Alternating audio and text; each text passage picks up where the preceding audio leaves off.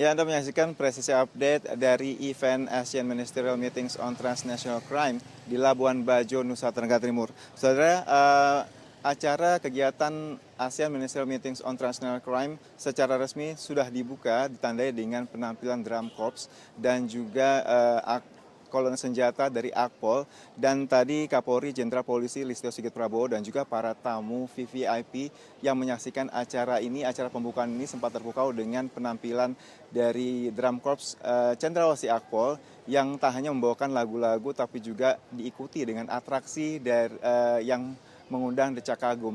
Dan hal atraksi ini tidak hanya disaksikan oleh Kapolri dan juga para tamu delegasi, para tamu VVIP, tapi juga masyarakat setempat dan juga wisatawan lokal. Dan tentu saja ini merupakan salah satu bukti bahwa Polri ingin menunjukkan menampilkan Labuan Bajo ke tingkat yang lebih tinggi di dunia internasional agar lebih dikenal.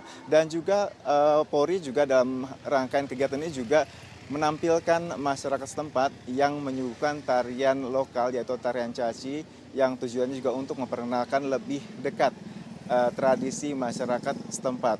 Dan pemirsa, saat ini saya juga sudah bersama dengan Brigadir, salah satu peserta dari Komandan Brigadir, Brigadir 1 Taruna Yudhistira Sesa Zriangki Sofyan, Taruna Angkatan 56, yang juga merupakan Komandan Pasukan Kolone Senjata Senapan Akpol ya. Dengan panggilannya apa nih sih? Mas Yudis ya? Ya benar, panggilannya. Mas Yudis, ini kan tadi kan penampilannya disaksikan oleh Kapolri. Gimana rasanya tadi disaksikan Kapolri, tidak hanya Kapolri tapi juga dengan tamu-tamu VVIP dari negara-negara sahabat?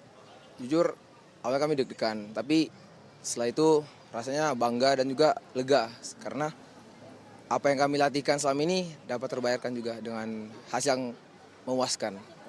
Kalau boleh tahu ini latihannya sudah berapa lama untuk mempersiapkan penampilan hari ini? Latihan yang kami laksanakan ini kurang lebih 1 bulan.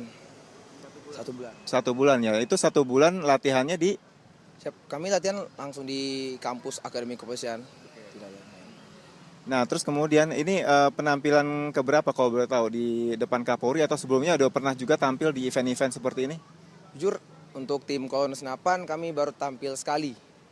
Kami baru dibentuk di angkatan kami, alhamdulillah, dan langsung tampil di depan Kapolri untuk pertama kalinya. Oke, jadi ini pertama kali tampil langsung di event yang internasional levelnya ya. Dan tadi cukup membuat decak kagum juga, banyak yang kagum dengan penampilan dari teman-teman dari nggak cuma dari kolonel senjata tapi juga dari drum corps ya. Dan ini tadi boleh tahu anggotanya ada berapa tadi tampilnya? Ini sebagai komandan kan ya, Mas Yudis ya? Kurang lebih jumlah kami ada 27, tambah saya 28 totalnya. Nah, abis ini kegiatannya apa lagi?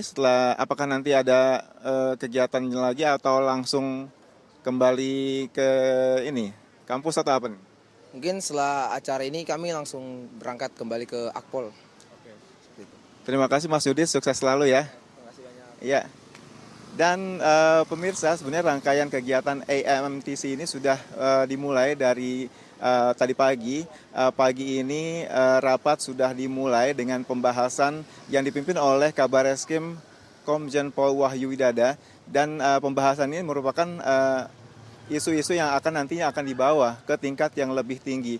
Dan tadi kami sempat mewawancari Kadif Hupinter Polri, Irjen Pol Krisnamurti, yang mengatakan bahwa banyak manfaat yang bisa kita dapat dari AMTC ini, tidak cuma buat Indonesia tapi juga untuk negara-negara ASEAN. Dan berikut pernyataan dari Kadif Hupinter Polri, Irjen Pol Krisnamurti.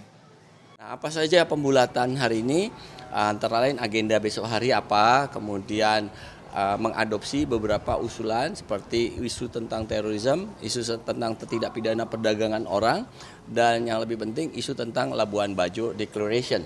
Itu yang akan menguatkan kerjasama sampai kepada titik para penegak hukum di lapangan, tindakan-tindakan di lapangan antar negara untuk mengatasi permasalahan yurisdiksi dan sistem hukum dan politik yang berbeda antar negara-negara ASEAN.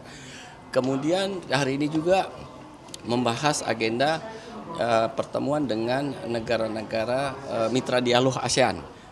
Jadi ASEAN mengekspansi hubungannya ke dalam penanggulangan transnational crime dengan negara-negara di luar kawasan ASEAN. Dalam hal ini pada pertemuan tahun ini mitra dialog kita adalah Cina, kemudian Jepang dan Korea.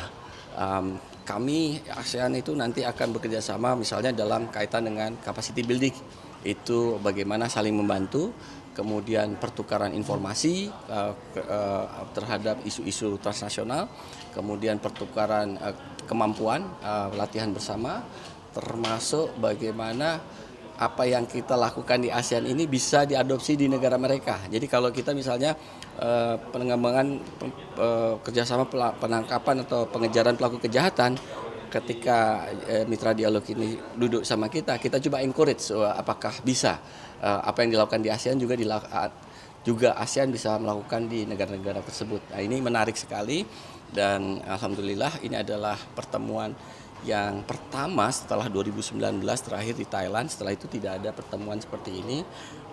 Ini kami harapkan menghasilkan deliverable kalau bahasa dalam pertemuan. Kalau hasil-hasil yang kiranya selain disepakati dan mengikat kita bersama dalam penanggulangan transnational crime yang tidak bisa dihindari di masa-masa kini dan masa mendatang. Ya, pemirsa, kegiatan Asian Ministerial Meetings on Transnational Crime bertujuan untuk meningkatkan kerjasama di antara negara-negara ASEAN untuk memberantas kejahatan lintas negara. Ada 10 isu yang dibawa untuk dibahas di pertemuan ini. Salah satunya adalah isu tentang tindak pidana perdagangan orang. Dan untuk khusus tentang isu TPPO ini, pemirsa, Presiden Jokowi telah menginstruksikan kepada Kapolri untuk memerangi kejahatan perdagangan orang, dan instruksi ini ditindaklanjuti oleh Kapolri dengan membentuk Satgas TPPO pada tanggal 5 Juni 2023 dan sampai saat ini Satgas TPPO Polri sudah menindak tegas 900 tersangka TPPO dan berikut informasi selengkapnya. Di IMTC ini Kepolisian Negara Republik Indonesia juga mendapatkan keketuaan yang sama, dan ini 10 tahun sekali untuk bisa mendapatkan keketuaan. Jadi tentunya ini betul-betul akan kita manfaatkan untuk melaksanakan kerjasama dengan negara-negara ataupun kepolisian-kepolisian yang berada di ASEAN, yang tentunya besok dihadiri oleh ada menteri, ada kepala kepolisian, dan juga beberapa negara yang ikut tergabung, kontributor dan juga observer. Dan kita harapkan nanti ada beberapa keputusan yang bisa kita kerjasamakan terkait dengan pemberantasan kejahatan transnational crime, di mana beberapa waktu yang lalu Pak Presiden menyampaikan masalah TPPO, dan itu sudah kita tindak lanjuti dengan melakukan berbagai macam kegiatan penegakan hukum, dan sampai dengan hari ini terus berlangsung.